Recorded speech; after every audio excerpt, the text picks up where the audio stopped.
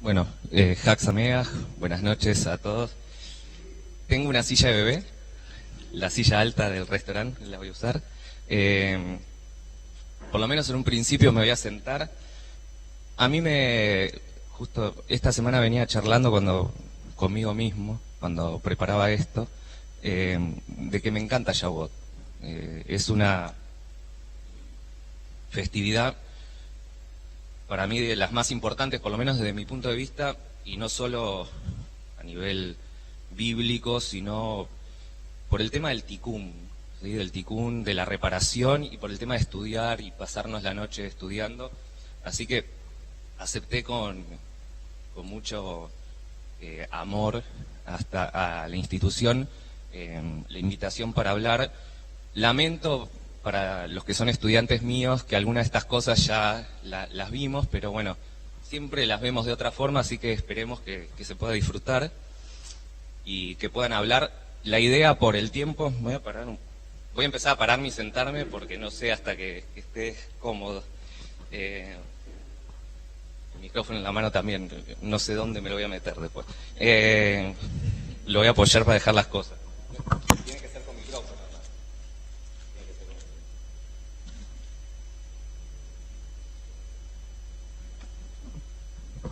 Bueno, acá están todos mis papeles. Me encantó primero, los agradecimientos, porque lo más importante es agradecer. Quería agradecerle a Damián, mi Rab también, a Mishkan y a todos los amigos, a Diego, Eddie, Silvia, y todos ustedes por estar acá. Soy profesor del instituto, que para mí es una de las cosas más maravillosas creo que han pasado en los últimos años en Argentina y en la formación rabínica, y lo digo de verdad y no de chupamedia. Suelo tener muy mal vocabulario y decir malas palabras, pero dada la situación voy a tratar de controlarme. Pero por lo menos cuando Damián me invitó a ser profesor y empezar a preparar una materia anual de filosofía judía, que es a lo que me dedico, y de mística judía, que es a lo que me dedicaba poquito, pero que necesitaba seguir estudiando, le dije que sí, entusiasmado. Y más allá de que creo que les gusta a mis estudiantes, para mí fue espectacular porque en Makshevet Israel, en filosofía judía, sistematicé muchos años de trabajo y lectura. Y en mística, mi tema de justamente investigación en el CONICET, que soy investigador del CONICET, es la angelología judía, por lo cual, es lo que vamos a hablar hoy, los ángeles en el judaísmo, por lo cual necesitaba seguir profundizando. Y hacerte un recorrido por la mística judía me sirvió muchísimo. Ahora sí, dicho todo esto, cuando me invitaron, dijimos con Damián, bueno, hagamos algo que sea interesante, que sea coherente con la mirada del reformismo, que produzca escozor, picazón y mueva algunas cosas, que no sea muy conocido, por lo menos para no repetirnos. Dije, bueno, hablemos de Los Ángeles, que es mi tema de trabajo. Por un lado, el tema de Los Ángeles, que es mi tema de trabajo y de investigación, y creo que es un tema que está buenísimo, por eso lo investigo, pero muy poco conocido dentro de nuestros judaísmos. Y por el otro lado dije, bueno, hagamos algo que sea raro. Bueno, ¿qué es raro dentro del judaísmo? La magia, los conjuros, sobre todo porque está prohibido, en teoría, hacer eso. Entonces dije, bueno, ¿qué son los conjuros para el judaísmo? ¿Existe la magia en el judaísmo? ¿Uno puede invocar alguien de alguna forma para hacer algo que uno quiera o necesite?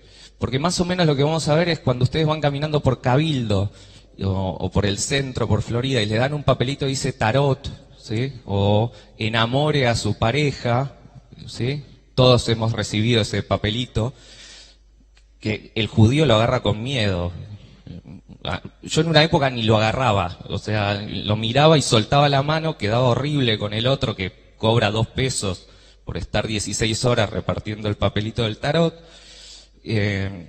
Nada, como me van a castigar, ¿sí? Si lo leo, me van a castigar. Si veo que a través de alguien, un adivino, puedo lograr algo, siempre es rupturas de pareja, ¿no? En el judaísmo es todavía más interesante, vamos a ver, no solo rupturas de pareja. Y sobre eso dije, ¿hay esto en el judaísmo? Sí, hay esto en el judaísmo. Y además, esto está conectado con los ángeles. Bueno, bingo, canté línea o generala, full generala, porque mi tema de trabajo y de investigación y la problemática que a mí me llama la atención y me llamó la atención, y el tema de la magia, que es algo prohibido, oculto, que genera miedo, tenemos música, se pueden unir, y ahí es lo interesante, ¿no? Y vuelve de alguna forma a retroalimentar el problema de los ángeles en el judaísmo, ¿sí? Y voy a tratar de explicar por qué es un problema dentro del judaísmo, y si la primera pregunta es, ¿hay ángeles dentro del judaísmo? Sí, hay un montón, hacen un montón de cosas, cumplen un montón de funciones, y no están solamente en el texto, ¿sí? Y por otro lado me pueden decir, no, pero esos son los ajitzonim, o sea, los textos extraños, los que están afuera del canon bíblico. No, vamos a la Torá y desde el primer momento, como vamos a ver, hay ángeles por todos lados, ¿sí? Y por el otro lado, la magia sí es un poquito más rara y vamos a tratar de ver de qué se trata. En cámara debo estar saliendo para el Tujes porque estoy todo agachado y, bueno, suelo dar clases así. Entonces, la idea es que una hora alguien me avise, bueno, no tengo reloj, hable, me encanta hablar, así que voy a hablar, y después que tratemos de dialogar, así se puede generar algo copado. Por otro lado, si quieren preguntar antes de la hora, ¿sí? Pueden, no es que está prohibido preguntar, menos en el contexto donde estamos, no vamos a prohibir preguntar, que el judaísmo es justamente la pregunta. Sepan desde ya que suelo no responder, sino hacerles otra pregunta, ¿sí? O dos preguntas, pero bueno, es la respuesta más judía que tengo. Y le agradezco a mi mamá que está acá, que está en Mar del Plata y vino, y como soy una Yiddish mame en potencia, que esté acá me encanta. Bueno, entonces les dije, ahora encontré como estoy re cómodo, ahora lo conecto. Les dije, dos temas, angelología por un lado, el problema de los ángeles, y el de la magia, de los conjuros, ¿sí? Vamos a meternos primero entonces en de los ángeles para ver, después les traje además el libro, fragmentos del libro sobre los conjuros para que leamos algo. El que tenga miedo cuando hagamos un conjuro puede salir y verlo desde la pantalla que está afuera. Bueno, ¿por qué? Vamos por el problema, porque es un problema, y después tratar de responder qué son. ¿Por qué son un problema los ángeles para la tradición judía, o las tradiciones judías? Pues no hay un solo judaísmo, pero para casi todos los judaísmos, excepto la mística, y para la mística por otro lado y por otra explicación también son un problema. Pero ¿por qué son un problema los ángeles? ¿Y qué son los ángeles? ¿Sí? ¿Y quiénes escriben sobre los ángeles y por qué existen los ángeles? Primero, son un problema porque son una mediación, ¿sí? Y todo lo que sea una mediación en el judaísmo es un problema, ¿sí? Por lo cual, la tradición rabínica se ocupó fuertemente y con efusividad, no sé si tanto, pero sí con mucho trabajo, de ir dejando las figuras que son mediaciones siempre de costado e ir solapándolas, ¿sí? Tapándolas, no diciendo que no existen, que no son importantes, pero dejando de tomarlas en cuenta, dejar de nombrarlas, dejar de mencionarlas, de ponerlas en nuestros textos. ¿Qué es una mediación? Un puente, ¿sí? ¿Entre quién? Y para la tradición judía y nuestros judaísmos, siempre entre Dios y los hombres, ¿sí? Cuando digo hombres, con el lenguaje inclusivo, así que seres humanos de todo tipo, y también con el mundo, porque si hay algo que es importantísimo y bellísimo además para el pensamiento y la tradición judía, es justamente una preocupación por el mundo naturaleza, no solo por los seres humanos. Después cada, digamos, línea filosófica, teológica, mística, va a tener más en cuenta o menos en cuenta el lugar del mundo, ¿sí?, dentro de sus prácticas y sus formas de vida. Entonces, una mediación es algo que está entre Dios, ¿sí?, entre lo sagrado, o por lo menos entre lo celestial, y lo humano, lo mundano. ¿Es la única mediación dentro de nuestra tradición? No, hay otra que es bastante importante, que bastante lío generó, que es el Mashiach, ¿sí?, el Mesías, y el tiempo mesiánico. Pero la figura de un Mesías persona, ¿sí?, es otra de las mediaciones, tal vez la otra gran mediación activa, con una tarea entre lo divino y lo mundano, y también fue quedando, ¿sí?, de costado, se fue sacando de nuestros textos litúrgicos, y además, y sobre todas las cosas, podríamos decir que la historia judía es la historia de la negación del Mesías, ¿sí? Desde, me encanta decir esto, desde Jesús Mesías hasta Shabtai Tzvi, por lo menos en el siglo XVII, un poquito más adelante, Jacob Frank, que fue otro falso Mesías que apareció en Inglaterra. No es que hubieron solamente dos Mesías, sino hubieron un montón de apariciones mesiánicas, ¿sí?, de figuras que decían que eran el Mesías y que iban a traer la redención y el tiempo mesiánico, y el judaísmo de cada época lo fue negando. Lo que pasa, nadie generó tanto quilombo como Jesús Mesías, ¿sí?, y como Shabtai Tzvi en el siglo XVII, que también hizo mucho lío, ¿sí?, según Gershom Scholem, que es tal vez el primer historiador y el que creó la disciplina historia de la mística y de la cábala judía, y es uno de los grandes pensadores de nuestra tradición. Dijo que Shabtai Tzvi es la gran catástrofe moderna del judaísmo. Después les explicaré por qué y quién era. Entonces, ahí hay una mediación, y la otra mediación, que poco uno dice ángeles y piensa directamente en el cristianismo, en los arcángeles, pero el judaísmo está lleno, ¿sí?, de ángeles, y son un problema justamente por esto, porque ni Dios es solo en su soledad, ni el hombre es un ser solitario en su tránsito por el mundo y por la historia, ¿sí? Esa es como mi hipótesis de trabajo. Ni Dios es solo en su soledad, ni el hombre el ser humano es un ser solitario en su tránsito por el mundo. Están acompañados, y están acompañados de estas figuras angelicales, lo cual nos trae otro problema, otro tema que es muy interesante, y es, pero entonces, el profetismo se acabó, la revelación justamente de la Torá tuvo su momento, su lugar, y tenemos el texto, el tiempo de las discusiones Talmud, de las escuelas rabínicas del Talmud ya pasó, se cerró todos esos cánones. ¿Y los ángeles qué?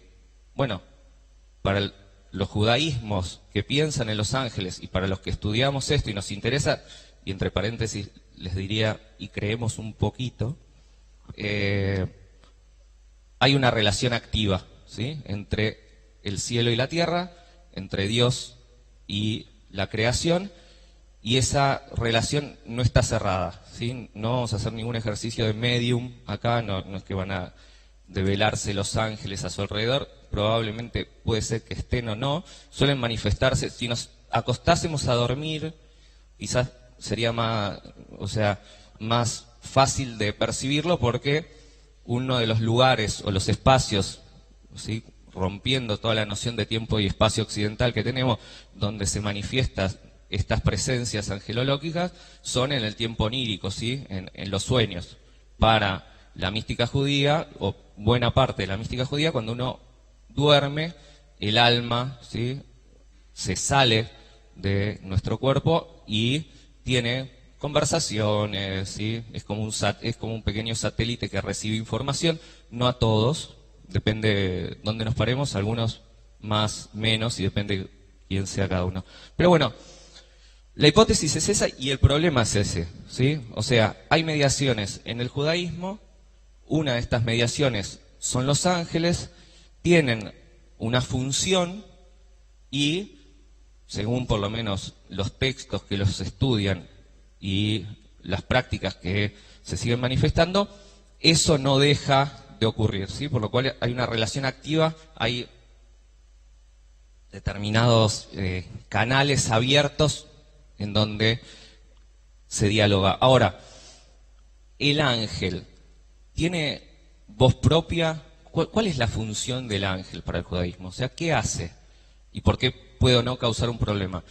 Después de estudiarlos bastante, uno se da cuenta que el problema es cada vez más grande, ¿sí? Porque lo que hacen los ángeles es transmitir cosas, ¿sí? Transmiten. ¿Qué transmiten? Información, secretos, data, ¿sí? Son como un pendrive con vida y volador que sube y baja y se conecta, por lo cual transmiten cosas. La voz angelical es una voz puente, ¿sí? Es una voz que transmite y que lleva de arriba abajo y de abajo arriba, ¿sí? Y ahí hay que distinguir tres tipos de voces, que es importante.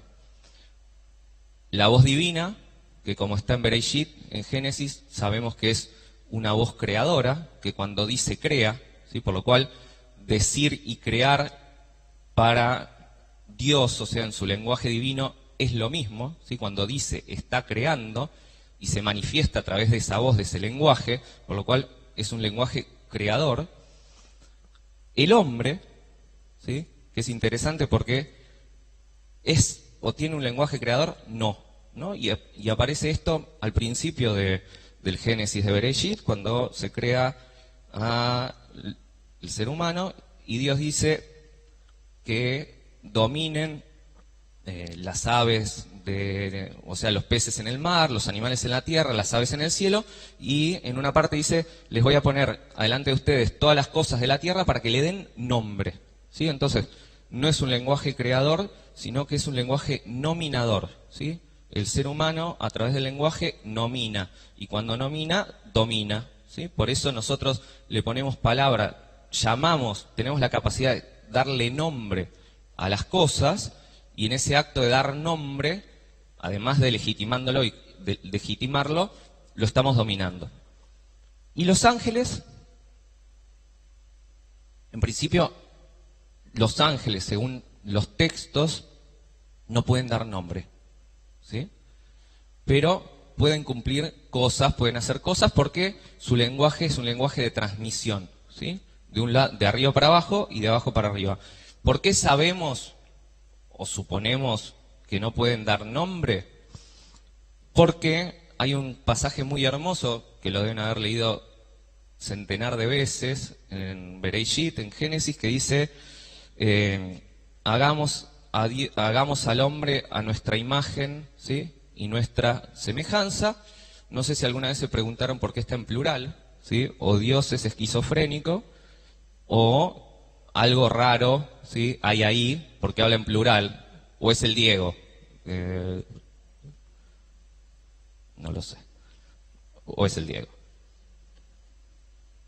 Lo que dice los textos, algunos textos apócrifos y algunas explicaciones, es que Dios estaba conversando con los ángeles, ¿sí?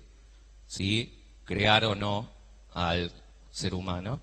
Pero hay algo más interesante que aparece en un libro que no es canónico, o sea, que no está dentro de los textos nuestros que consideramos canónicos, o sea, el Tanaj, no está dentro del Tanaj, que es el libro de Enoch, ¿sí? O el libro de Hanoch, que se los traje acá, y ahora les cuento quién es Hanoch. Les traje la traducción del copto, del arameo y del hebreo. Ahí se cuenta que los ángeles se le plantan a Dios, ¿sí? Le dicen, che, ¿qué onda? ¿Por qué crear al hombre? Y que Dios, que a veces es medio soberbio, le dice a los ángeles cómo se llaman esas cosas y señala algo, y los ángeles se quedan mudos, ¿sí? Entonces les dice, por eso voy a crear a los seres humanos, al hombre, váyanse de aquí. Todo un quilombo, ya me descontrolé bien el lenguaje. Todo un lío teológico porque primero dialogan en un lugar por lo cual hay algo, y porque además le dice, ustedes no pueden nominar las cosas, por eso, ¿sí? el ser humano, el hombre, sí puede nominar las cosas. ¿Quién era Hanoch? ¿Sí? Que es uno de los problemas, o Enoch, era de la generación prediluviana, ¿sí? O sea, la generación anterior al diluvio, por lo cual es de la generación anterior a Abraham, o sea, la generación más universal. No había ni hebreos, ni hijos de Israel, ni nada. Y era el más justo de su generación, hijo de Matusalem, ¿sí? De toda la línea de Noah, de Noé. Y el texto bíblico dice solamente una línea, dice, y caminó, y Dios se lo llevó y caminó junto a Dios, o algo así. No tengo acá, dice algo así. Yo llegué a la conclusión de que cada vez que un personaje bíblico no se muere es un quilombo, ¿sí? Y básicamente no se mueren dos personajes dentro del texto bíblico, uno es Hanoch, el otro es Eliahu, ¿sí? Los dos son para lío, uno es de la generación prediluviana, el otro es ya de nuestra historia judía. Ninguno de los dos muere, por lo menos en el texto bíblico, los dos se marchan y son un gran problema teológico, ¿sí? Uno, que lo vamos a ver, es Hanoch, el otro es Eliahu Anabí. Piensen que hace unos meses, hace un mes justo, 50 días, 50 días justo, quizá muchos de ustedes o le dejaron una copa, ¿sí? O le abrieron un poquito la puerta. Imagínense si es para lío, o si les pregunto por qué le dejaron la copa o abrieron un poquito la puerta, ¿sí? O sea que no murió y está por venir. Primer problema. Hanoch es un problema todavía mucho más grave. ¿Por qué es un problema mucho más grave?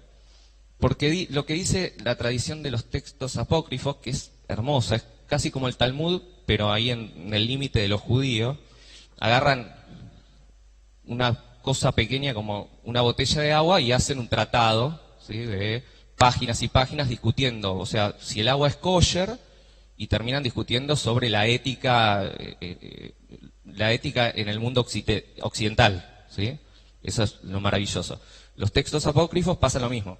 Agarran un pedacito del texto bíblico, especialmente de la Torá, y empiezan a tirar el hilo, y el hilo construye sinagogas, ciudades, puentes, de todo. ¿Qué pasa con Hanoch? Y me estoy adelantando un poquito de algunas cosas, pero dado el tiempo y porque quiero que digamos algunos conjuros de magia, está bien.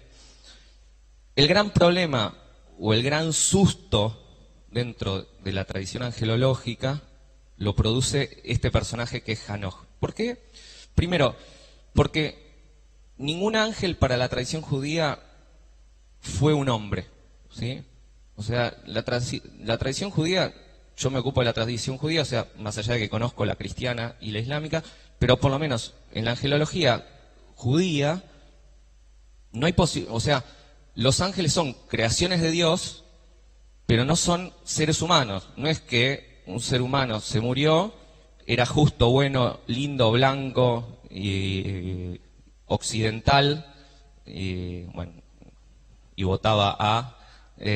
no era que tenía todas esas características y le salían alas y se transformaba en un ángel, sino que los ángeles son figuras en sí mismas, ¿sí? Que cumplen funciones. Ahí la primera característica. La segunda, dijimos, eran mensajeros, ¿sí?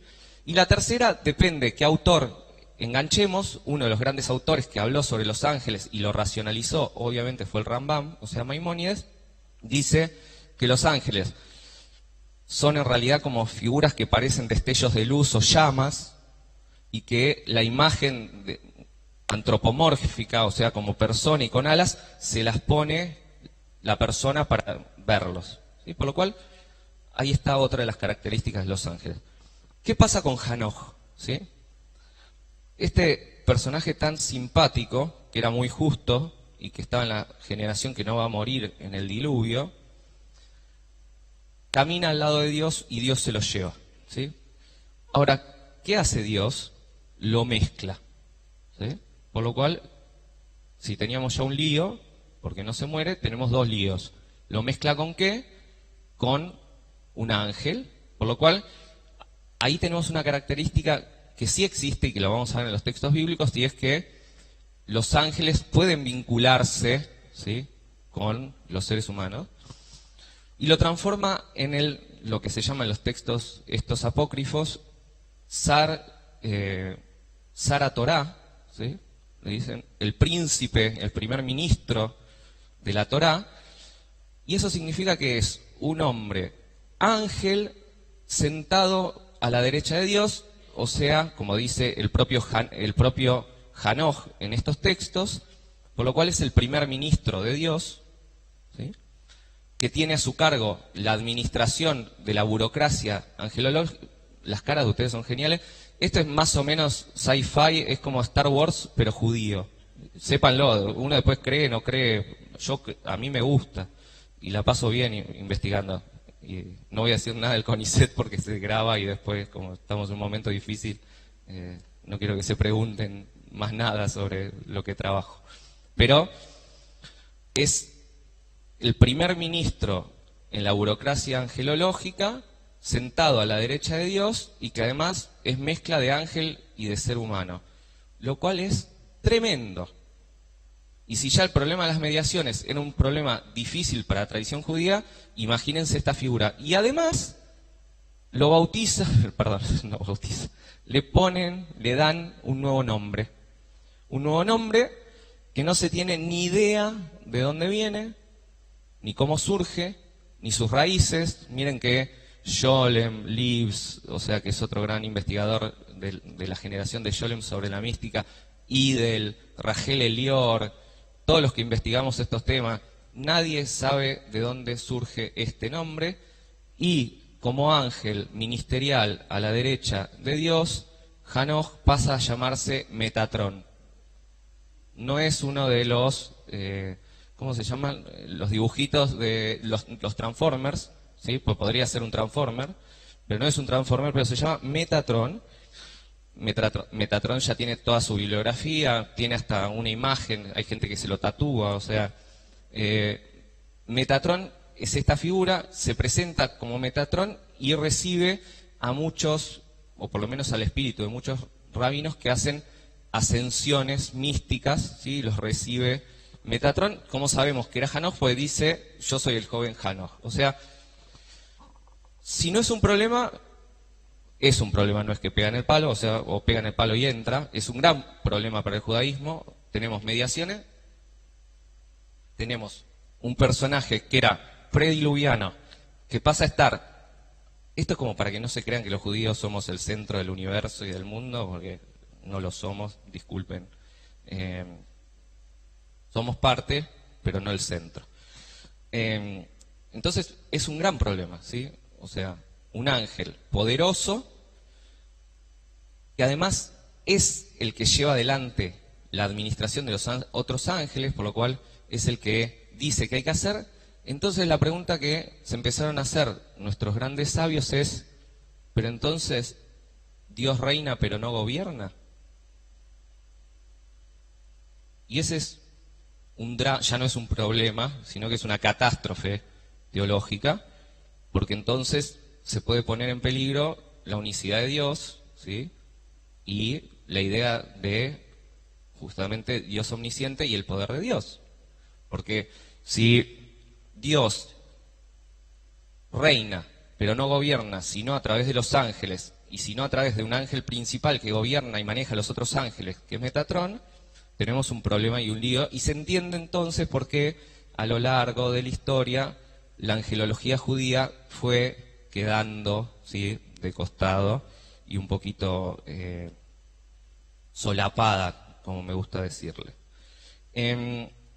Una cuestión anterior, no sé qué hora es, sigo, para después habría preguntas. Perfecto. Antes de pasar a la magia y la función de los ángeles con la magia. Solo para recordarles y que no piensen que soy un delirante o les estoy mintiendo, si uno agarra la Torá nada más, se acuerdan, les voy a por lo menos nombrar 2 o 3 ejemplos, no de Metatrón, sino de los ángeles.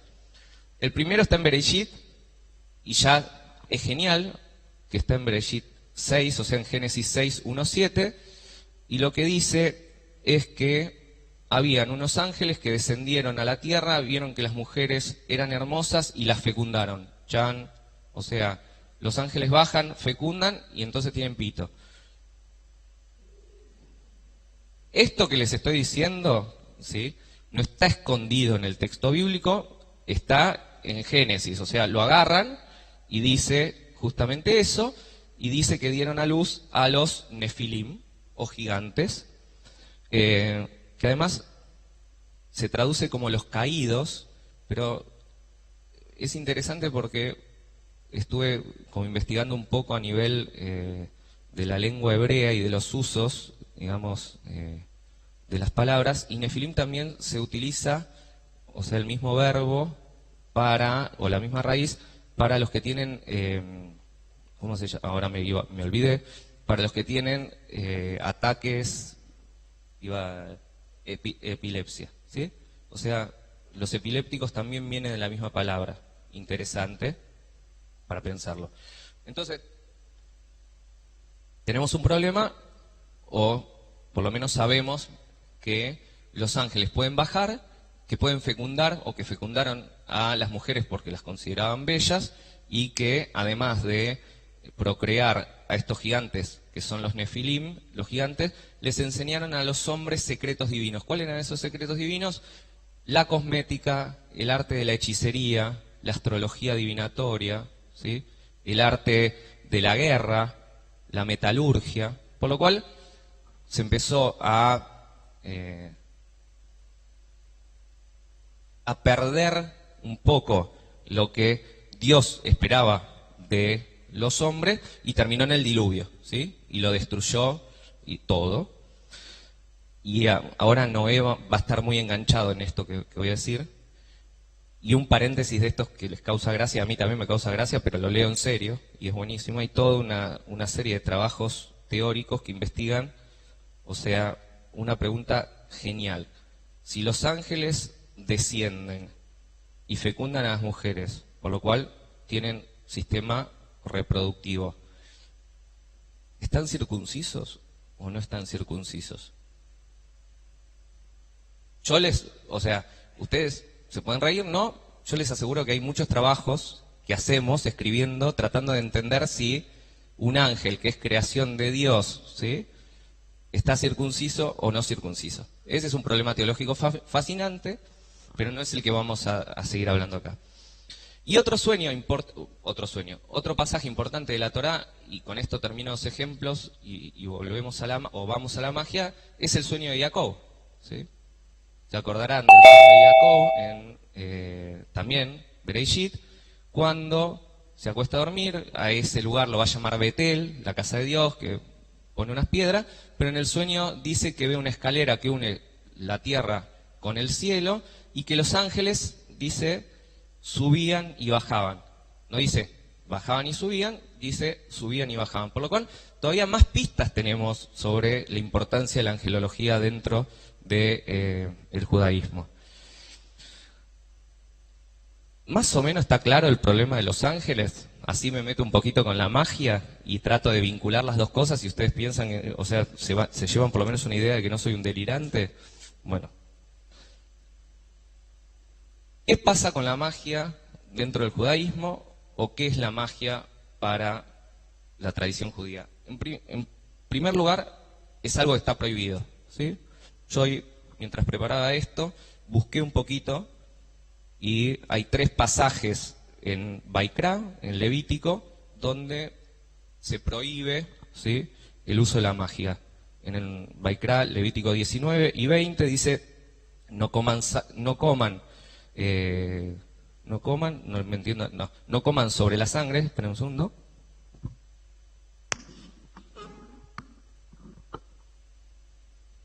No coman sobre la sangre, no practiquen la adivinación, no presagien tiempos auspiciosos.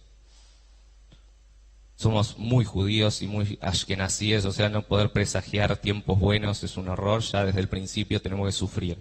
Pero bueno, soy ashkenazí, así que todo el resto del mundo judío, problema suyo. Levítico 19:31, no acudan a los médiums ni a los oráculos. Levítico 20, 6, donde están los castigos de estas prohibiciones, dice: si una persona acude a los médiums o a los oráculos, prostituyéndose en la senda de ellos, yo, ¿sí?, Dios dice, concentraré mi atención contra esa persona y los cortaré del pueblo. ¿Sí? Cuando dice los cortaré del pueblo, quiere decir los sacará del pueblo. Y después, que en el texto del Talmud debe haber muchos pasajes, ahora me salgo de la cámara, perdón, pero traje uno famoso que está en el Tratado de Shabbat 156a, hice la búsqueda también, que dice Ein Masal le Israel, ¿sí? Los judíos no se rigen, se transformó en la suerte y el tema de la suerte, pero a mí no me gusta, tiene que ver más con la adivinación, o sea, o con los astros, o la astrología, o después hay mucho, ¿sí? Se lo podemos preguntar a Rab Caro, que sabe más que yo. Pero bueno, lo que me gustaría entonces desarrollar, aunque sea brevemente, es qué sería la magia vinculada con los ángeles. Y se pone más interesante. ¿Por qué? Porque en las prácticas mágicas que les voy a relatar y que son parte de nuestra tradición, no están presentes por lo menos oráculos o médiums como personas, sino que lo que están presentes son los ángeles, ¿sí? ¿Qué sería la magia entonces? La magia es la capacidad de invocar el nombre de un ángel, acompañarlo de un conjuro, buscar un objetivo, lograrlo y que el ángel cumpla con eso, ¿sí? Eso sería un acto de magia. Por lo cual, más elementos para ver que la angelología y los ángeles son un problema, ¿sí? La magia está prohibida y además empiezan a aparecer textos, especialmente un texto fundamental dentro de la tradición mística, un libro pequeño, que dice, podemos, medio anticipando la idea del golem, ¿sí? ¿Ustedes se acuerdan la idea del golem? Que a través de la palabra creábamos un ser de arcilla que cumplía nuestros deseos, que después sabía que tenía en la frente escrito Emet y había que borrarle la tet y quedaba, no, la alef y quedaba met y se deshacía, ¿sí? Y la historia linda es que el rabino lo dejó crecer y cuando logró borrarle la alef se murió, o sea, se deshizo, pero arriba de él y lo mató. Por lo cual la enseñanza es no construyan un golem porque lo van a terminar queriendo usar más de lo que se puede y los va a terminar matando. Ahora, más o menos así funciona la magia dentro de la tradición mística que les voy a contar. Y la tradición mística que les voy a contar gira alrededor de un libro que apareció, se cree, en el siglo VII, más o menos, que se llama Sefer HaRazim, ¿sí? El libro de los secretos, ¿sí?, los misterios, pero en realidad es el libro con las enseñanzas de un ángel que se llama Raziel, ¿sí? Otra vez el problema de los ángeles. Entonces, primero, el Sefer HaRazim es el primer texto de magia dentro de la tradición o de las tradiciones judías. Obviamente no le vayan a preguntar a su rabino porque está por fuera.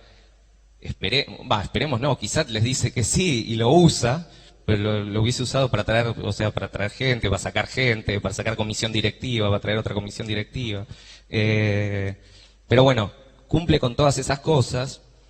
¿Y qué es lo que dice este Sefer HaRazim? Siempre un texto místico lo que trata de hacer es justificar, darle legitimidad, ¿sí? ¿Cómo se le da legitimidad? Con el personaje que es un rabino importante de nuestra tradición rabínica, sobre todo talmúdica, o alguno de nuestros personajes de la Torá, ya sea un patriarca, ¿sí?, Abraham, Isaac o Jacob, o ya sea Moshe o alguno de la tradición posterior. Lo que dice, y después la forma de escritura, ¿sí? Estos libros suelen estar escritos como un texto talmúdico para que parezca y para que sea más fácil de ingresar dentro del mundo judío. Lo que dice el propio texto cuando se presenta es cómo se construye la autoridad, es que este libro lo transmitió este ángel, Raziel, ¿sí? El ángel de los secretos o los misterios, a Noé, a Noah. De Noah construye toda una genealogía, personaje por personaje, hasta que llega a Shlomo, ¿sí? A Salomón. Y dice que son aquellos conjuros que conocía Salomón y que utilizaba. Ya me miran con cara de, esto es un delirio tremendo. Sí, pero justamente la locura y el delirio son las cosas más interesantes que tenemos, porque ahí se rompen las estructuras, se critica, se construyen nuevas formas de pensamiento. Por eso me interesan. ¿Y qué es lo que nos presenta el libro? Porque les traje unos fragmentos para que los veamos. Básicamente dice, bueno, todo esto se le enseñó a Noé, por lo cual Noah ya sabía el arte de la guerra, ¿sí? El arte de la adivinación, el uso del consejo, de cómo ser consejero, y algo que es genial, y que seguro nunca se lo preguntaron, porque yo no me lo pregunté, no porque yo no me lo haya preguntado, sino porque me pareció una pregunta extraordinaria, hasta que me di cuenta que nunca me había preguntado cuando escuchaba el relato de Bereshit el Génesis, es cómo corno Noé armó el arca. O sea, en la Universidad Hebrea de Jerusalén no estaba, ¿sí? O sea, no sabemos dónde estudió ingeniería, cómo hizo un arca que aguante tantos animales, ¿sí? Que flotase y que les permita sobrevivir al diluvio. ¿Qué dice este libro tan bello? Dice que lo aprendió a través de algunos actos y conjuros mágicos que le enseñó este ángel que era Raziel, le enseñó cómo construir el arca, le enseñó cómo utilizar determinadas maderas, ¿sí? Para hacer el arca. Por lo cual es maravilloso, ¿sí? ¿Cómo se hace un conjuro según el Sefer HaRazim? ¿O cómo se presenta el Sefer HaRazim? Primero, te da los nombres, ¿sí? Hay diferentes firmamentos, que esto es como toda la tradición mística dice, hay 7 firmamentos y cada firmamento tiene además 7 niveles, ¿sí? Y te dice, en cada nivel de cada firmamento hay toda una serie de nombres de ángeles, y cada ángel tiene un oficio, o sea, una tarea. Entonces, si vos descubrís la naturaleza del ángel, su rango de autoridad, ¿sí? Porque hay diferentes jerarquías, es como la burocracia, ¿sí? O sea, hay uno que atiende, uno que es AFIP, ¿sí? El ángel AFIP, y otro que es el mesa de entrada de la Casa Rosada, ¿sí? Más o menos, dentro de los diferentes niveles de los palacios. Entonces, si vos tomás el nombre, lo invocás, sabés cuál es su autoridad, sabés a qué se dedica, y haces un determinado conjuro o acto y un pedido, ¿sí? Y combinás todo eso, entonces controlás el ángel y el ángel cumple lo que vos querés hacer. Eso sería la magia, según, o que se transmite en el Sefer HaRazim, en el libro de los misterios. Es maravilloso, por lo menos para mí es maravilloso. ¿Por qué? Además, primero, porque tal vez de alguna forma esquiva la prohibición de la magia, porque no es ni un oráculo ni un medium, sino que tiene que ver con tratar de adivinar, ¿sí? De adivinar no, invocar a un ángel para que haga y cumple una función. O sea, ya no es la transmisión de algo de arriba hacia abajo, sino de abajo hacia arriba, que se puede usar contra otras personas, básicamente es para lo que se usa, está cada uno de los conjuros y para qué puede ser utilizado. Y por el otro lado nos muestra que, y es un tema que recorre toda la mística judía, ya sea la primera parte de la mística, la cábala clásica, la cábala posterior al Zohar, o sea, toda la tradición mística, y es que si uno logra aprender y saber el nombre de un ángel, controla ese ángel. Justamente el único nombre que nosotros no podemos saber, y se los adelanto ahora, se los spoileo, cual 5º capítulo de Chernobyl, es el de Dios, ¿sí? Que ese no aparece en ningún lado, Pero los ángeles sí. Y lo que dice la tradición mística es que si uno conoce el nombre del ángel, empieza a tener poder sobre ese ángel, ¿sí? Por lo cual también empieza a entender otras cuestiones importantes, y es que el ángel de por sí, en una jerarquía cósmica, no es como el hombre, ¿sí? Justamente, ¿cuál era la tradición del hombre, ¿sí? O del lenguaje humano? Era nombrar las cosas y dominarlas. Y acá pasa lo mismo con los ángeles, ¿sí? Ahora, dado que tenemos un poquito más de tiempo y antes de abrir a las preguntas o comentarios o seguir hablando, les cuento por qué es interesante el tema de, acá les traje algunos, no los vamos a decir, no se preocupen, me voy a parar ahora sí, pues me estoy aburriendo, se me están durmiendo las piernas, pero, ¿qué dice? O cómo está construido este libro para que veamos un poco la forma. Dice, bueno, primer firmamento, el primer firmamento se llama Shamaim, ¿sí? Y en ese firmamento hay diferentes ángeles, y ningún ángel, dice, puede servir o actuar, sino, o sea, o cumplir una misión mágica si no se la pide, ¿sí? Y no se lo nombra. Entonces, lo que da, yo les traje para que lo vean, pero más o menos así, igual no se entiende nada, es la única traducción que hay del Sefer HaRazim del hebreo al inglés, y además está mecanografiada, o sea, porque no hay traducción moderna. Los investigadores hacemos estas cosas, tratamos de leer estas cosas. Acá aparece toda la serie, para que vean, de nombres, ¿sí? De los ángeles que le sirven a un ángel que tiene un nombre y que ocupa el primer firmamento, o sea, el primer firmamento, la primera recámara de ese primer firmamento, y dice esto. Estos, ¿sí? Son los ángeles, más o menos.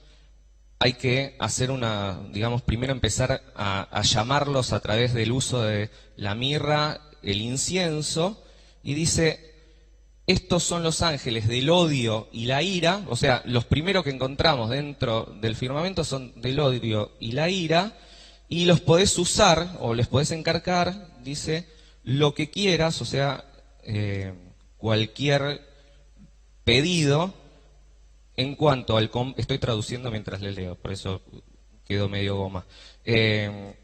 Sobre el combate y la guerra, y están preparados para tormentar y torturar a una persona hasta la muerte. ¡Epa! Parejo ya de stand-by, no de stand-up.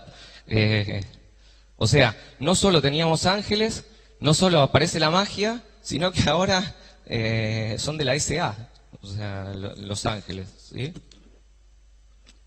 No fue un chiste bueno, bueno, a mí me da gracia.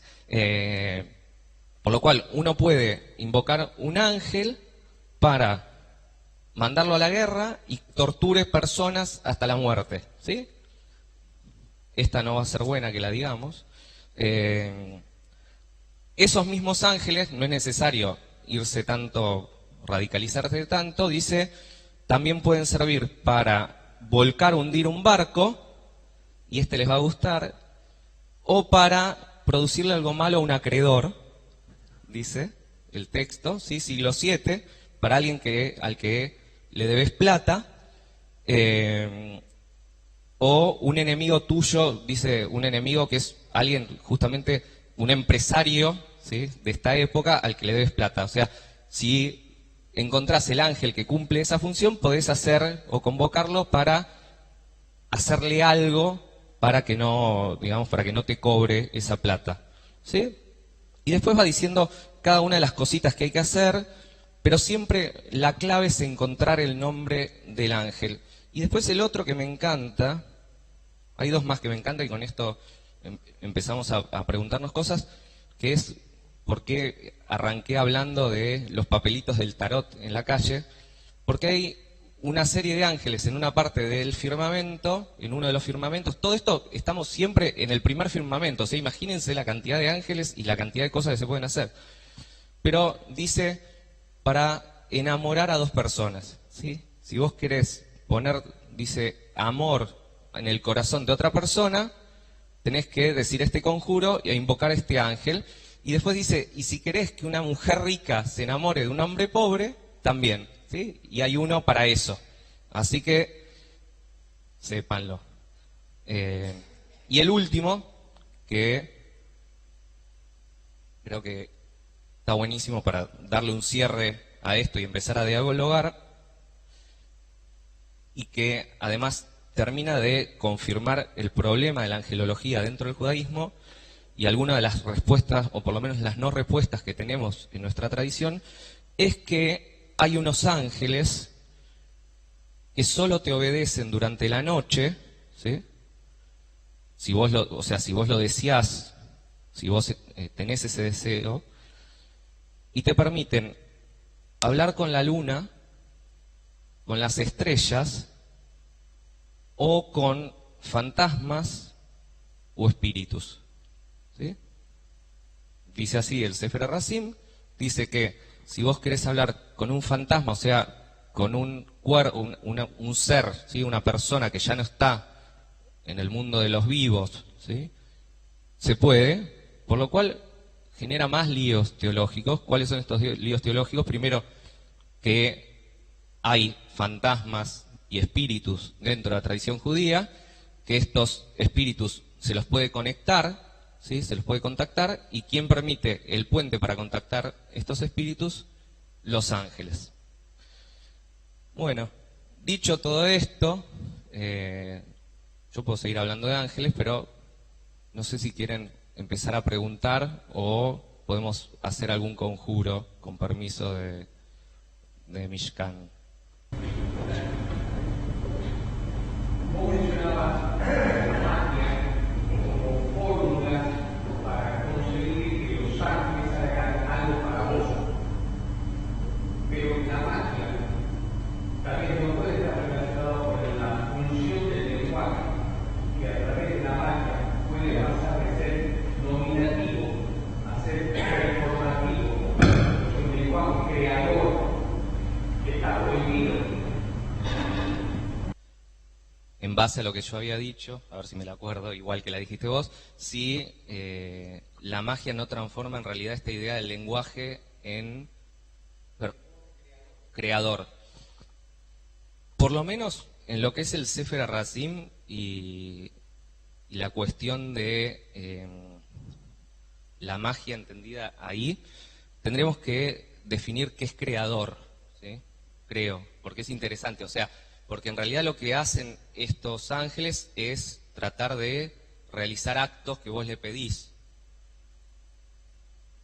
Entiendo que en la tradición, en nuestra tradición, voy a usar una palabra robada de otra tradición porque es más fácil en la teología, que no es una palabra para definir el judaísmo, pero en las cuestiones teológicas judías, la creación no pasa por ahí, ¿sí? Cuando uno dice creación y cuando en los textos místicos habla de creación, está tratando de entender cómo Dios creó con la palabra, y por lo menos la magia no crea, ¿sí? La magia hace, por lo cual tiene una función que se mantiene dentro de los límites de este lenguaje angelológico, que es hacer, transmitir, develar, pero no crear.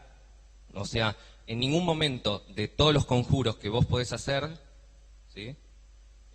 Podés crear una silla. Ahora, es interesante, porque sí hay toda una tradición dentro de la mística judía y que tiene que ver con el Masé Bereshit, o sea, con el libro, o sea, la primera forma de la mística judía, ¿sí? Que es tratar de entender el acto de la creación, en donde aparece un primer libro, que es el primer libro o el primer texto que llegó a nosotros, de mística, ni siquiera Cábala, para Cábala faltan muchos siglos, o sea, de mística, que es el Sefer Yetzirah, ¿sí? El libro de la creación. Y lo que trata de explicar este libro es cómo Dios creó, a través del uso de las letras y los números, el mundo. Ahora, lo que dice este libro es que si uno entiende, aprende a justamente entender los misterios del lenguaje creador, entonces puede crear, ¿sí? Y hay un pasaje, no me acuerdo en total cuántas veces aparece el Sefer Yetzirah en el texto talmúdico, después se lo puedo preguntar a Dami Caro, pero hay un pasaje muy conocido del uso del Sefer Yetzirah en donde dice que dos rabinos, no me voy a acordar ahora el nombre, pero no quiero caer en el Talmud, dice, porque habría que buscar la fuente, pero podríamos buscar la fuente, que dos rabinos utilizaban el Sefer Yetzirah para crear un cordero para Shabbat. ¿Sí? O sea, cómo utilizaban el lenguaje, que es la misma idea, ¿sí?, de el golem. Y a través del lenguaje y de descubrir los secretos del lenguaje divino, uno puede crear. Ahora, a esto,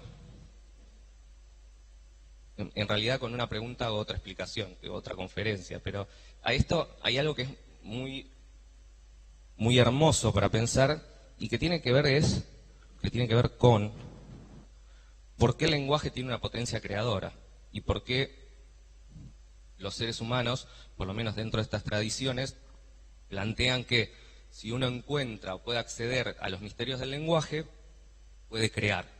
¿Sí? Y ahí aparecen diferentes explicaciones, pero hay algo que es muy interesante y es, entonces, lo que nos deberíamos preguntar es que alguna huella de lo divino quedó en el lenguaje, porque si no, sería imposible crear. Y eso, y era, digamos, una reflexión que quería comentar hoy, porque Shavuot, por lo menos dentro de la tradición judía se discute, ¿sí? Por eso la mística está donde está, ¿sí? Y no digo fuera del judaísmo porque para nada, justamente la tradición mística plantea una observancia muy fuerte, pero además otras cosas para acceder a estos secretos, pero es el tema de qué recibimos en el Sinaí. ¿Sí? ¿Por qué digo qué recibimos en el Sinaí y cómo aparece esta idea de la huella? Porque las primeras tablas de la ley, ¿sí?, el primer decálogo, Aseret Adibrot, ¿sí?, ¿qué pasan? Se destruyen. ¿Sí? O sea, si vamos al relato bíblico, ¿sí?, y buscamos un texto bíblico, una Torá, dice que los primeros mandamientos que recibe Moshe, que recibe Moisés, que en teoría, según el texto, dicen, estaban escritos, se los dio Dios, ¿sí?, esa voz, como los talló esa voz en la piedra. Moshe baja, ¿sí?, quilombo, ¿sí?, becerro, orgía, todo eso, otros durmiendo, lo destruye contra, lo de la orgía lo agregué yo, no sé si está en el texto bíblico, y lo destruye contra el becerro de oro. ¿Qué hace Moisés? Sube de vuelta. ¿Qué dice el relato bíblico? Que las segundas tablas de la ley las talló Moisés con sus propias manos. ¿Sí? Por lo cual, esas primeras tablas, que en realidad serían lo único que en el texto bíblico aparece como tallado, dejado por Dios en esta dimensión, se destruyen. Maurice Blanchot, que es un pensador, un filósofo francés no judío, dice algo que es genial y dice, esto marca que el origen de la escritura es siempre una copia de un original que no existe, de un original perdido, que tiene la huella de eso, pero que nunca va a estar. ¿Sí? Dice, y la tradición judía se basa en una falta, y la falta es ese desgarro, esa ruptura, que fue la pérdida de lo único, ¿sí?, que era original. Lo cual, teológicamente, es muy bueno, porque si no estaríamos adorando piedras por todos lados, ¿sí? Y en realidad transformamos ese origen en texto y en palabra. Toda la tradición mística dentro del judaísmo se basa en eso, ¿sí?, en cómo acceder a través del lenguaje y de esa pequeña huella que quedó a algo de lo divino. ¿Sí? Para acceder, no sé si te respondí.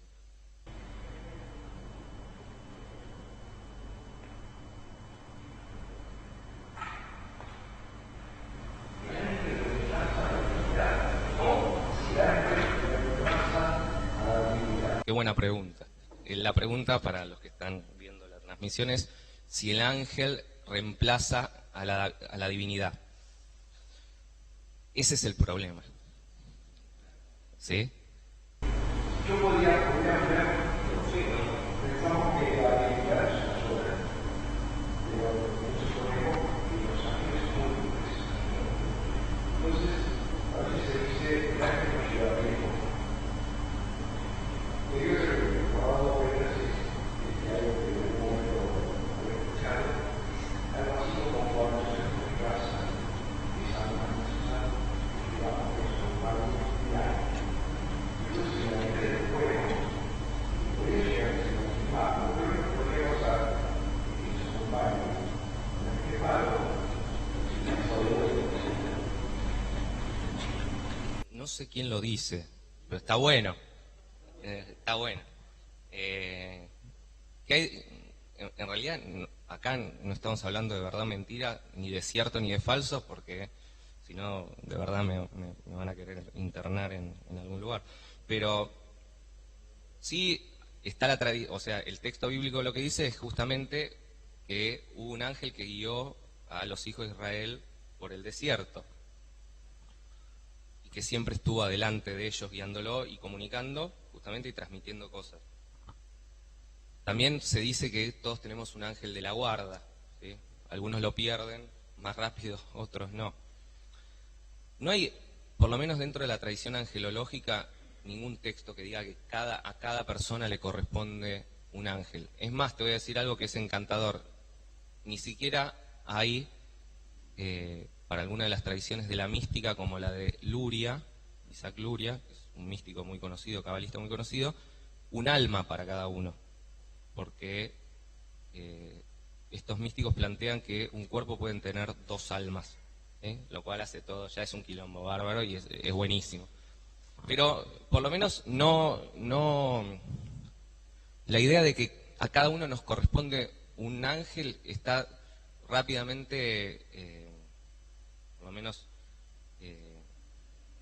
rota, ¿sí? O por lo menos no llevada a la práctica dentro de estas corrientes místicas, porque uno puede acceder justamente a diferentes ángeles. Y por el otro lado, porque uno no, o por lo menos la angelología judía no plantea que nosotros tenemos cada uno un ángel que nos transmite cosas. No, lo que dice es que los ángeles, perdón por el micrófono, los ángeles cumplen funciones, ¿sí? Y transmiten.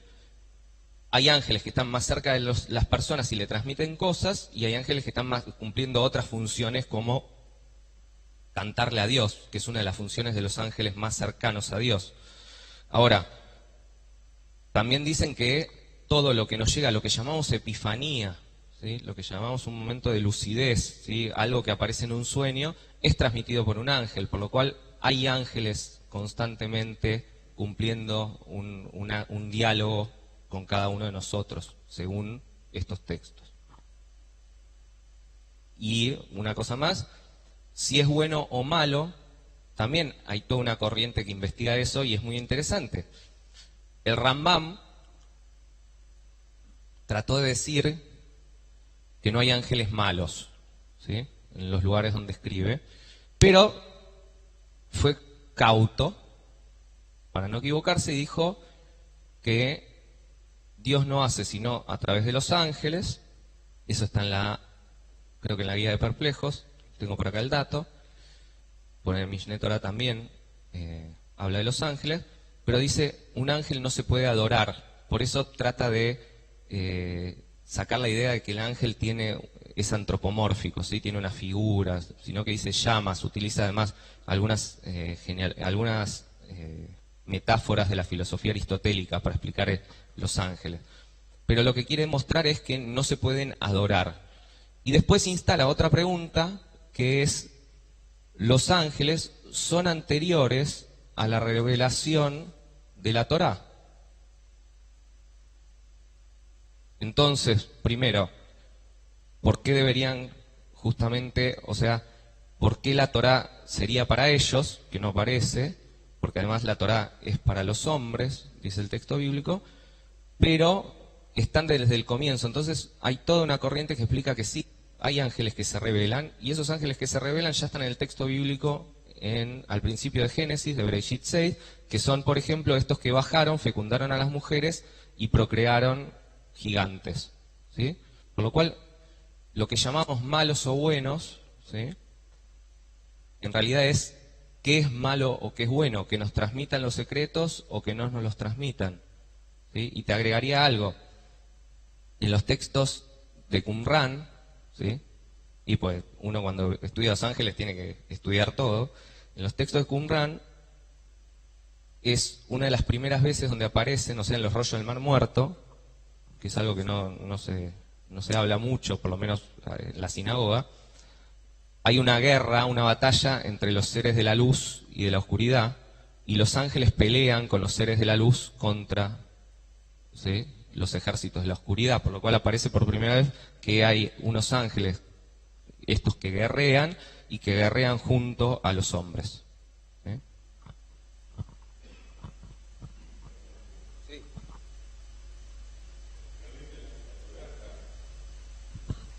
La Torá está llena de contradicciones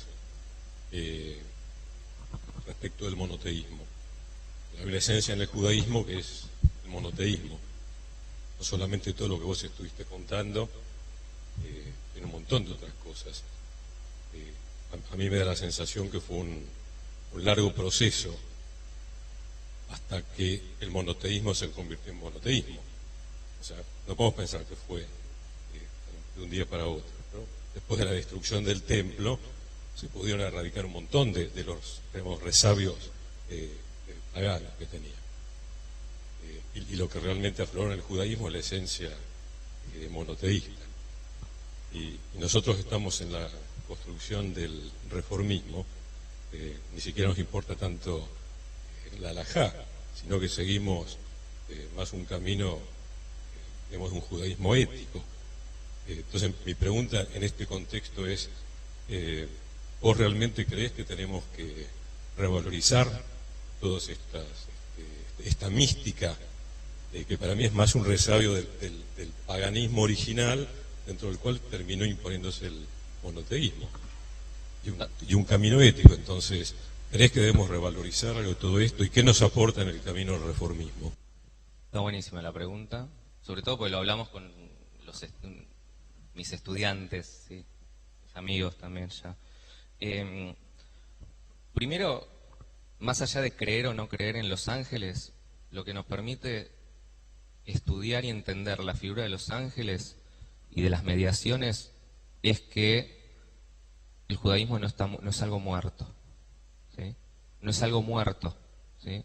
Y que, por lo menos desde mi perspectiva, que es parecida a la tuya y a la que acá tratamos de construir, se puede ver el judaísmo y nuestro judaísmo desde diferentes lugares, y nosotros elegimos verlo como un ser en el mundo, como una ética, como un lugar en donde estamos parados y nos vinculamos con el otro, los otros, les otros y con nosotros mismos.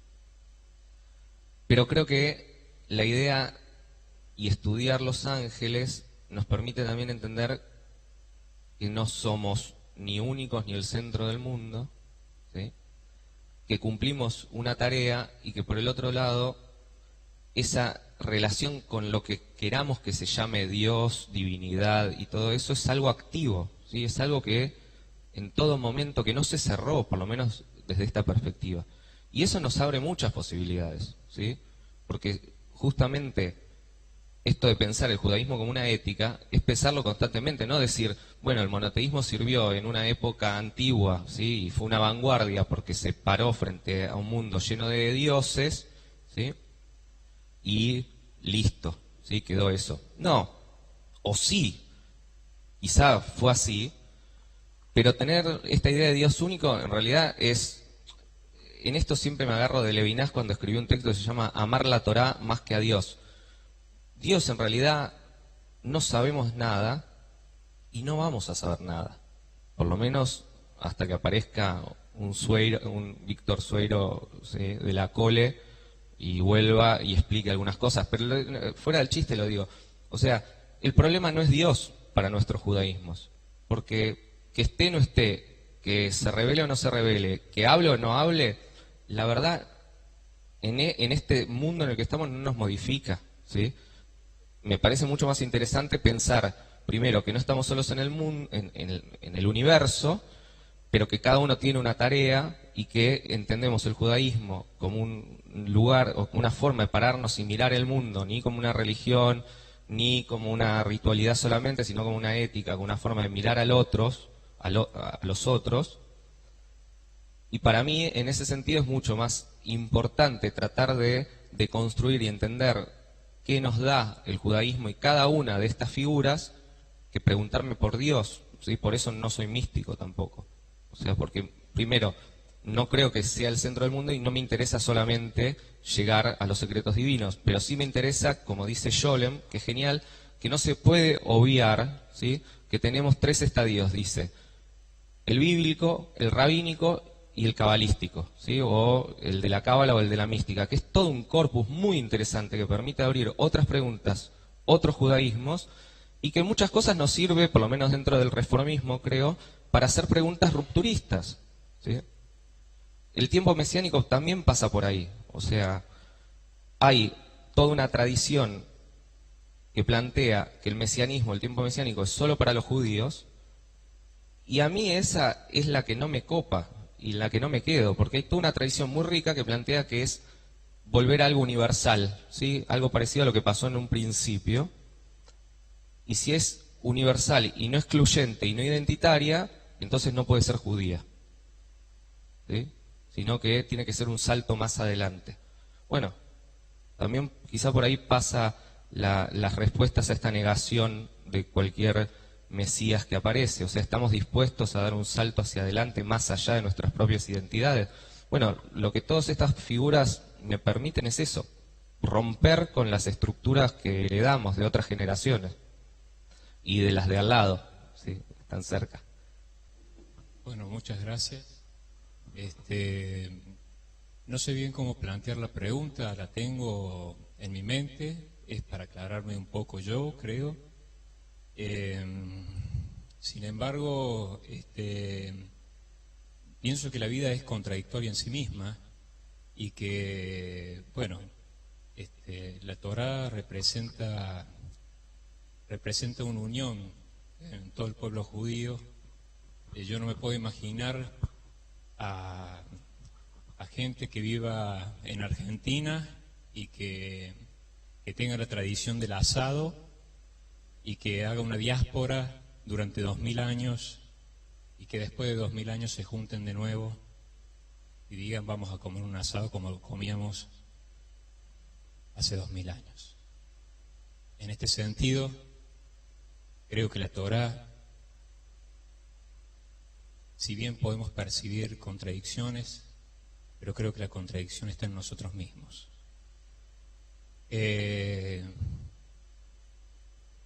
Siempre quise ver, y esto es a conciencia personal, trato de ver el espíritu de la ley. ¿Por qué no a la magia? ¿Por qué no a la brujería? ¿Por qué no a la consulta de ciertos espíritus? Si los hay o no los hay, no lo sé. Pero ¿por qué? ¿Por qué este libro que es el libro para la vida? Que no es un libro para la muerte, es un libro para la vida. Y entonces trato de entender qué es lo que Hashem, lo que Dios quiere transmitirme para mi vida. Porque hay 2 incógnitas, pienso yo, en la vida, que la primera es estamos vivos, y la segunda incógnita es cómo vivir la vida. La Torá es un libro para la vida, por lo menos así lo veo yo y creo que muchos de nosotros lo vemos así. Y como trato de buscar el espíritu de la ley, siempre interpreté, quizás ingenuamente, que el espíritu de la ley, en este sentido de no buscar la magia, de no buscar brujos o no buscar ayuda a espíritus o a mediums, era tratar de reforzar mi emuná, mi fe completa en el Creador y tener confianza plena, bitajón, tener confianza plena en mi Padre que me envió aquí para pasar esta prueba. He aquí que si yo trato de saltear eso, trato de buscar una ayuda, es como estoy tratando de correr una carrera y pero descubro una forma de no hacer el recorrido completo, sino que a través de un atajo llegar a la meta primero. Claro, seguramente voy a llegar a la meta, pero seguramente también parte de mi proyecto espiritual se va a perder porque no transité todo el camino como lo debería haber transitado. Y en este sentido, mi pregunta es, a ti que has estudiado todos estos textos que yo desconozco, ¿cuál sería el espíritu de la ley? ¿Cuál crees tú que sería el espíritu de la ley con respecto a esta negativa de la Torá de acercarse a los brujos o hacer ciertos pactos o ciertas adivinaciones o presagiar o hacer ciertos presagios sobre el futuro? Gracias por la reflexión y la pregunta. Yo creo bastante parecido a vos, pero del otro lado de la luna, podríamos decir. Pero creo algo parecido en un par de cosas, y voy a retomar todo lo que dijiste para contestarte, porque es interesante lo que planteas. Primero, que esto es un diálogo y yo no vine a convencer a nadie, ni puedo convencerte a vos, porque cada uno tiene su fe, su creencia y su forma de practicar lo judío. Ahora, lo que sí te puedo decir es que lo único que no controlamos en nuestra vida es el nacimiento.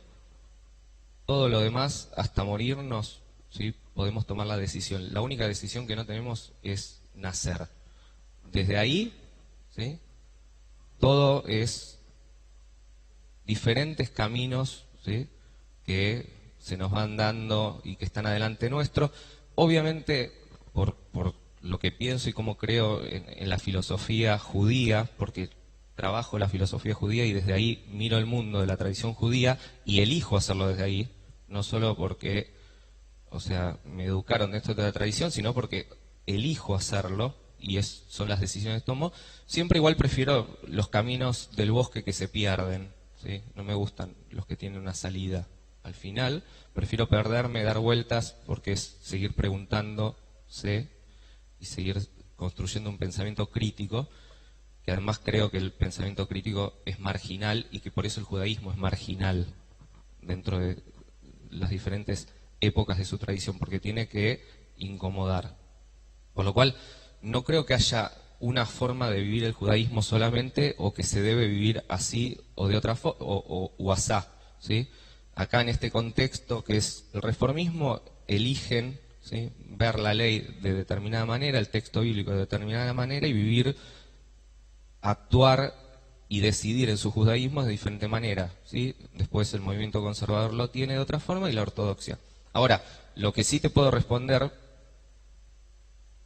además de esto, del tema de la magia, es que esto está, y yo lo que vine a hacer y lo que me interesa hacer es mostrar que no somos tan diferentes, porque eso reafirma mi decisión, ¿sí?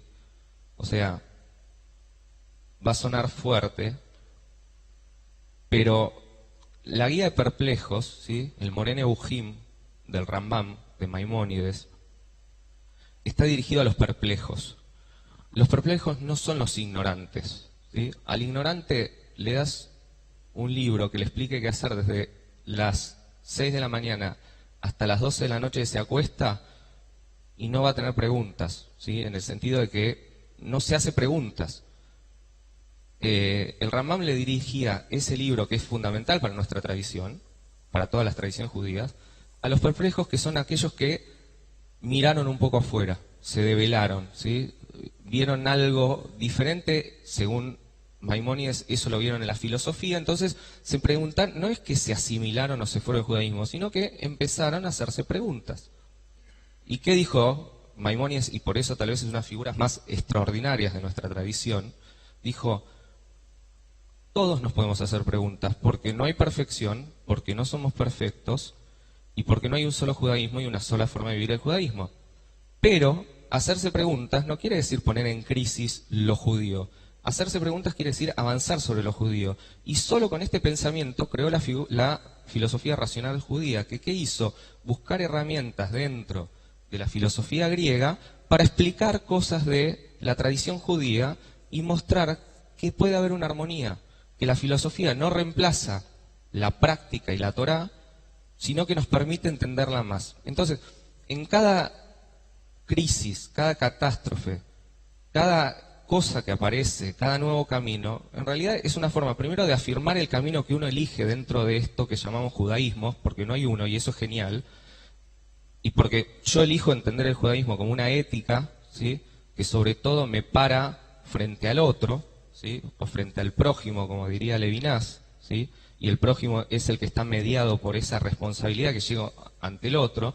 Entonces no soy una basura en mi laburo y después creo que la sinagoga, ¿sí?, o que Diego acá, o que Rubén, o que Damián me purifica a mí por venir acá, sino que trato de practicar ese judaísmo todos los días y lo practico con el otro, más allá de que trabajo esto, estudio, pero lo practico cómo me relaciono con el otro. Entonces la libertad está ahí de elegir.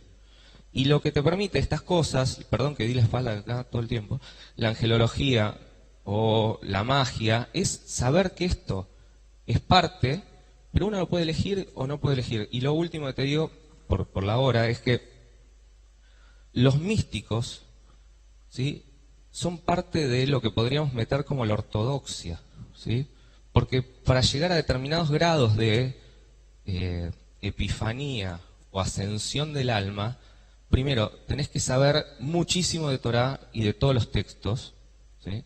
Después tenés que cumplir la mayor cantidad de preceptos posibles, porque es lo que dicen las enseñanzas místicas, y además tenés que empezar a conocer los secretos, por lo cual pensar la mística por fuera de lo judío o por fuera del ortodoxo, además, es mentira, porque justamente a mayor cumplimiento de mitzvot, ¿sí?, más compenetrado estás y más posibilidades tenés de acceder si además le agregás toda la parte del Sod, ¿sí?, de los secretos y los misterios.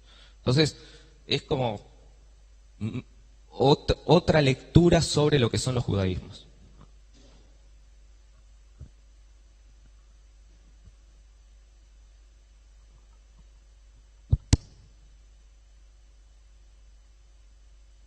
No sé qué hora es. Siempre se me...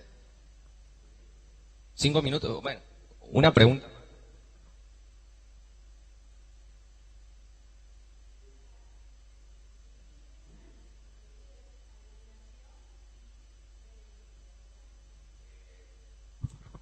Sí, en los que busqué yo, dice adivinación, ir a algún adivino, a un oráculo, a un medium, sí. Claro, pero estas son todas cosas predictivas, Ujú. no de manifestación. Ujú. Y todo lo que hablaste de angelología es tomarlos para que manifiesten algo, Sí. para obtener algo, vamos a hacer en este plano, tener algún tipo de rédito. Entonces yo no sé si en el Shoresh, tal vez con adivinación y mediums en hibrid, salga algo como, vamos a decir, esto de que se manifieste algo, porque estamos hablando de adivinar algo, no tiene nada que ver con manifestar. Pero por eso traté de mostrar, o sea, lo que entienden estos místicos como magia, ¿sí? Como el arte de No le encuentro acceder digamos, a cosas. Lo que pasa es que también lo que dicen con los adivinos es que te adivinen lo que pasa, y por ejemplo el Sefer HaRacim, o sea, podés también acceder a esa información y conocer otra información, dialogar, o sea, los ángeles que te permiten hablar con espíritus y fantasmas es básicamente lo que hace el medium, también, que te conecta. Pero, digamos, la idea es no tratar de ponerle un coto al libre albedrío, porque nosotros nos basamos en el libre albedrío, ¿sí?, que podríamos hacerlo, pero, y acá lo que permite ver esto es que lo podemos hacer, pero bueno, cada uno elige hacerlo o no hacerlo. Es un libro rarísimo, el Sefer HaRacim, ¿eh? No es que es el libro más vendido de el siglo VII, ¿sí?, pues no lo es, ni ningún otro siglo. Y además hay otros, o sea, hay que ir al Shulchan Aruch, que está la prohibición también, todo lo que se tomó de ahí. Pero en la Torá netamente es adivinación y mediums. En esa parte nada más, hay más. Hay que Está bien, pero estamos hablando de premoniciones, no nada que se manifieste. En Ratziel, que supuestamente fue Adán, más que bueno, que Ras también es secreto. ¿Cómo? Ras también es secreto. Sí, ¿no? sí, sí. Pero por eso no. Secretos, misterios, pero yo traje solo 2 pasajes, hay más. Sí, ya sé, Digamos, pero el podemos- punto es para mí que la adivinación y mediums, estamos hablando de algo que es premonitorio, que no es de manifestación. Y todo lo que explicaste hoy, muy bien, de ángeles, es para manifestar cosas, no para, vamos a hacer una predicción. Ahí es donde yo veo la diferencia, pero nada, es una reflexión. Bueno.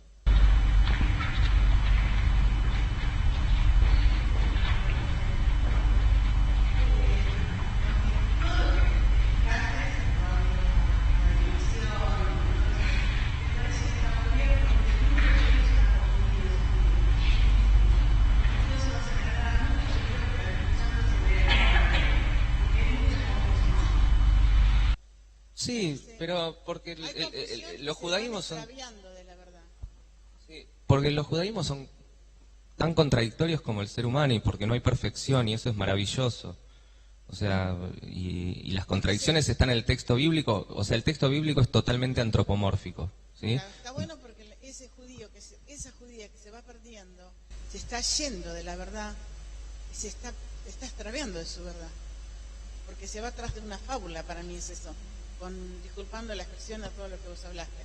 Pero entonces se van perdiendo. Y esto es muy importante lo que dijiste, porque estás hablando del verdadero judaísmo y lo que es tan la Torah, pero no es lo que Dios le mandó al hebreo.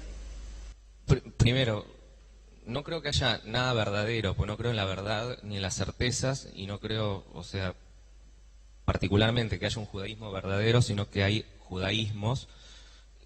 Gracias, porque entiendo que es un elogio o algo bueno, No, es la verdad, es la verdad. pero por lo menos de mi forma de pensar, lo judío no hay nada verdadero, ¿sí? Sí, hay verdadero. Yo te digo, Pero digo, de esa forma de pensarlo, porque lo interesante es que después entras a la sinagoga y besás el Sefer Torah, o sea que pero eso y te colgás una cintita roja en el pie o en la mano y que pones una mezuzá también para cuidar y bendecir tu casa. Entonces, lo que es interesante es que no existe un judaísmo de mármol, blanco, puro y racional, sino que el judaísmo es totalmente deforme en lo que incorporó y en sus tradiciones, ¿sí? Y en los textos que fue incorporando, y que además es permeable, o sea, también entró en diálogo.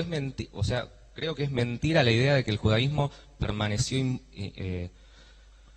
puro e inmaculado al lado de la historia mientras la historia pasaba. O sea, cada catástrofe histórica, cada momento histórico hace que el judaísmo dialogue, incorpore cosas y deseche otra.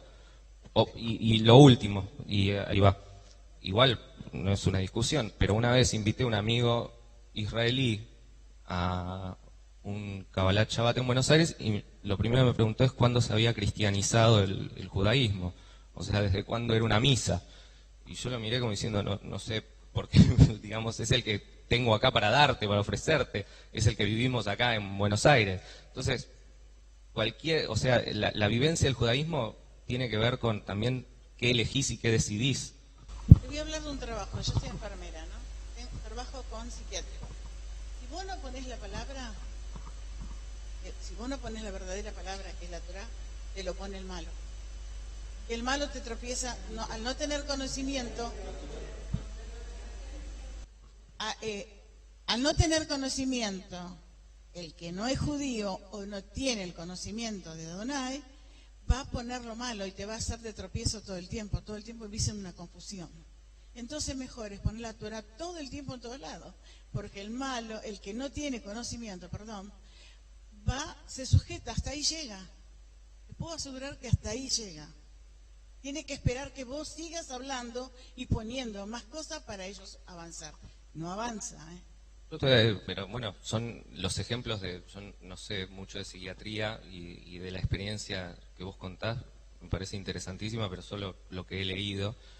Pero por lo menos a nivel de los textos y nuestra tradición, no, o sea, el texto bíblico dice que ante nosotros pusieron el bien, o sea, y el mal, la vida y la muerte, ¿sí? Y elegirás la vida. Y ese pequeño detalle, o sea, funda toda la idea del libre albedrío. No te dicen solo está el bien y tenés que perseguir el bien. No, podés elegir el mal también, o podés elegir en realidad la muerte, dice la vida o la muerte. Dice, cumplirás mis preceptos, si no los cumplís te va a pasar esto. Pero no te dice, cumplí mis preceptos solamente. Vos podés no cumplirlos. Entonces, siempre la decisión y la elección es nuestra, ¿sí? Porque tendrás la vida y la muerte y además cumplirás mis preceptos. Ahora, podés no cumplirlos, ¿sí? Y no creo que, no sé, pase nada. Si vos no lo haces, lo hace el que no tiene, el ignorante. Si el verdadero sabio no lo hace, lo va a hacer el ignorante, te va a llenar de ignorancias, como vos dijiste, el mago, todas esas cosas que dijiste recién, te va a llenar de conocimientos que no te edifican.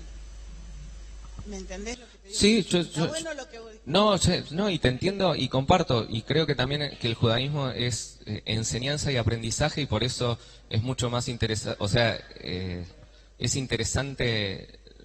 Yo no creo que nadie sea ignorante, no creo que haya, tampoco no creo que no hayan preguntas importantes. Toda pregunta es importante, toda persona sabe algo. Lo que es lindo es construir diálogo y enseñanza desde ahí, ¿sí? Muchas gracias.